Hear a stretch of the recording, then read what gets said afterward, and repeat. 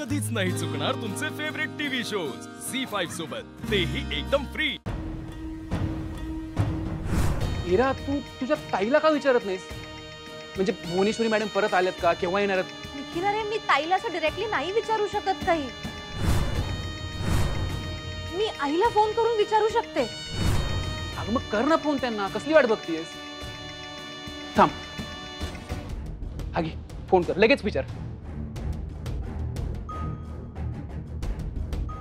लागला? हॅलो हिरा, अगं काय, कशी आहेस? तब्येत बरी आहे ना तुझी? हो, मी बरी आहे। मला काय झालंय? नाही नाही, म्हणजे तू स्वतःहून मला फोन केलायस म्हणून विचारतेय। आता तू आयुष्यभर टोमणेच मारणार आहेस का मला? तुझ्या लाडक्या लेकीला तर काही बोलतच नाहीस, फक्त मलाच बोलतेस। अगं आई, मला विचारायचं होतं की ताई कशी आहे ग? बरी आहे का ती आता? हिरा, अगं ती बरी आहे। तू कशी आहेस सांग, तू बरी आहेस ना? बरी आहे म्हणजे? अगं आई, तुझ्या सासूबाईंचा पत्ता नाहीये, एकदम बरी कशी काय? अगं हो, खऱ्या अर्थाने ती आता जास्त बरी आहे। म्हणजे? अगं म्हणजे तिच्या खऱ्या सासूबाई घरी परत आल्या आहेत। खऱ्या सासूबाई म्हणजे? अगं आई, तू काय बोलतीयेस? मला सांग, भुवनेश्वरी मॅडम परत आल्यात का? नाही नाही अगं, भुवनेश्वरी मॅडम नाही आल्यात अजून। अगं म्हणजे तिच्या खऱ्या सासूबाई, म्हणजे अधिपतींच्या आई चारुलता मॅडम आहेत ना, त्या घरी परत आल्या आहेत।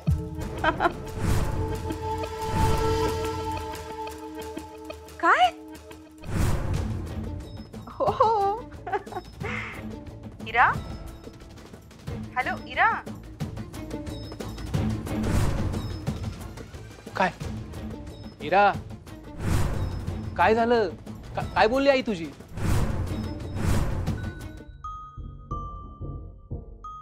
मम्मी, अगं नको टेन्शन घेऊ। मी अधिपतीचं बोलणं ऐकलंय, तो बी फसलाय। म्हणजे? अगं म्हणजे अधिपतीला बी असं वाटतंय का ती चारुलता तीच भुवनेश्वरी आहे। अगं आपलं बी तर तेच झालतं की।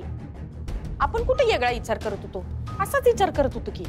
पर छंची ती बाई जेव्हा तोंड उचकटून बोलायला लागली का नाही, तेव्हा मला खात्री पटली का ही बाई आपली ताई असूच शकत नाही। कारण बघ की, एवढी शुद्ध कशी काय बोलल ती? अगं मम्मी, ती जेव्हा अधिपती संकट बोलल, त्यांच्या संकट वेळ घालवल ना, तेव्हा अधिपतीला बी कळल का ती मावशी नाही, ही चारुलता तर मेली होती ना। मी एकदम अशी जिवंत होऊन कशी आली, अशी शंका तर अधिपतीला येणारच। आपल्याला बी तर आलती। मम्मी, म्हणजे नाही का तिच्या वागण्या बोलण्यातून मला कळलं का ती मावशी नाही। हे जेव्हा अधिपतीला बी कळल तेव्हा काय होईल ग? जाऊन दे, मरू दे।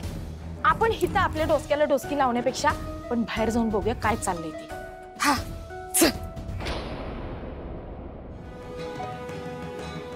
अधिपती, मीच तुझी खरी आई आहे। मी तुला जन्म दिला हे सत्य आहे बाळा।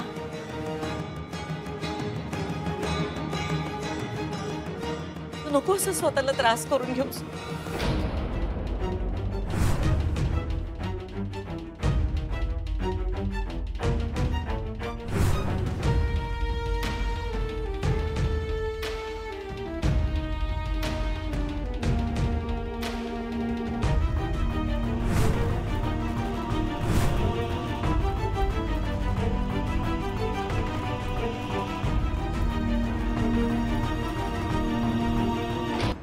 अधिपती, असं दूर नको जाऊस रे माझ्यापासून।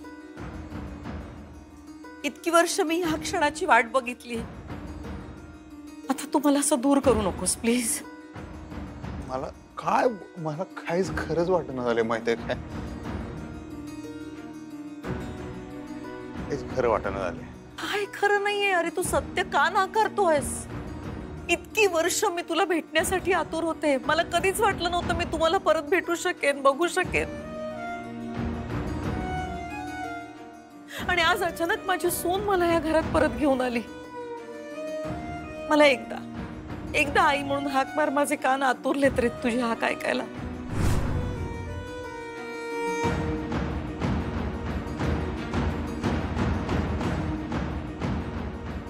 तुम्ही आम्हासनी जन्म दिलाय, ते कर्ज आम्ही आयुष्यभर फेडू शकत नाही.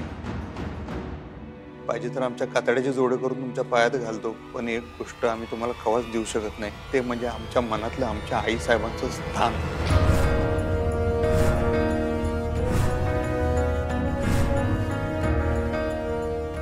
ती जागा आम्ही कुणालाच आणि कवाच देऊ शकत नाही.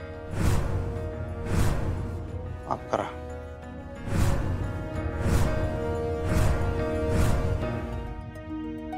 का बोलू अधिपती? नाही काय खोटं बोलणार नाही. तुम्हाला तर माहित आहे, जे माझ्या मनात असते तेच माझ्या तोंडावर असते. हेच तुला आता बदलावं लागेल अधिपती. तुम्ही ग बसावं, तुम्ही बोलू नका अजिबात. अधिपती बास ना, आता किती वेळा का चिडताय त्यांच्यावर इतके? माझं चिडणं दिसते तुम्हाला फक्त, मी का चिडतोय ते दिसत नाही. जे काय झालं ना हे फक्त ह्या माणसामुळे झालंय. त्यांच्यामुळे आमच्या आईसाहेब घर सोडून गेल्या. ह्यांनी बाहेर काढलं नसतं तरी ही वेळ आली नसती. ते आमच्यासाठी काय आहे ते यांना माहिती आहे, सांगतात तेच ह्यांच्या डोळ्यात खूपच. हे बघ अधिपती, तुला झालेला त्रास मला कळतोय, पण तू प्लीज शांत हो. तू इतका राग राग करतोयस ते मला नाही सहन होते. तू शांत हो. बघा, तुमच्यावर काय राग नाही आमचा, तुमचा काय दोष नाही याच्यामध्ये. तुम्ही आम्हाला जन्माला घातलं असेल, पण तेवढंच आई म्हणून ज्या काय आमच्या आठवणी आहेत त्या सगळ्या आमच्या आई साहेबांच्या आहेत. आमच्या लहानपणापासून फक्त आमच्या आई साहेबांनीच आम्हाला सांभाळले. त्या सगळ्या आठवणींमध्ये तुम्ही कुठंच नव्हता. मला माहित नाही, त्यांनी लई जीव लावला आम्हाला, लहानाचं मोठं केलंय. कसलीच अपेक्षा ठेवली नाही. एवढी माया केली आमच्यावर संस्कार केले, आमची सगळी आजारपणं काढली. रात्र रात्र आमच्या उशाशी बसून असायचे आमचे आई साहेब. आम्हाला लागलं की त्यांच्या काळजाला जखम होत्या. परवा साधी कुदळ लागली होती माझ्या पायाला, अख्खं घर डोसक्यावर घेतलं होतं त्यांनी. जरा पावसात भिजून आलो, 2 शिंका आल्या तर 10 डॉक्टर उभं करतात इथं घरात. लई जीव आहे त्यांचा आमच्यावर. म्हणून सांगवलं तुम्हाला, आई म्हणून मी जर कोणाला बघत असेल तर ते फक्त आमच्या आई साहेबांनीच. मनाच्या गाभाऱ्यात फक्त एकच दिवी आहे, आमच्या आई साहेब. ते बदलू शकणार नाही. आम्हाला जन्म देणारी खरी आई जरी समोर आली तरी.